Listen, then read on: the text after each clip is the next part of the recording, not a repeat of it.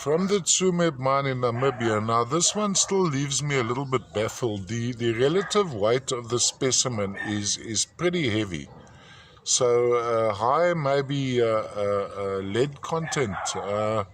There's no indication of any kind of cerusite graying yet. When I look on the edges, I think we may be looking at cerusite. When I look closer under magnification at the crystallization of this, the majority are tiny calcite cubes stacked up. Some of them on the redder sections included with maybe montramite or iron oxides. And then in between there seems to be an abstract crystallization which could be smithsonite. But I may be totally wrong on these. Quite fascinating. Intense color. This is a pretty accurate, what you're seeing here is a pretty accurate indication of the color.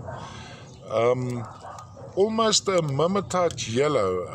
Could even be some cadmium, but I'd hesitate to call this cadmium smithsonite because there's no definite inclusion. There seems to be an underlying yellow color. Of course, quite a baffler. I think this one would be one which would need to go through the XRD machine. Definitely from the Tsumeb mine in Namibia. Let's run a bit through the matrix.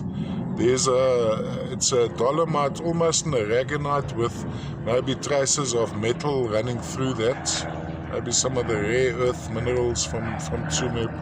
All the way from the Tsumeb mine, Namibia, another masterpiece.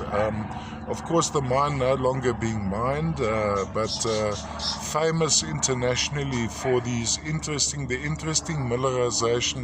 mineralization caused by lead and copper related, among others.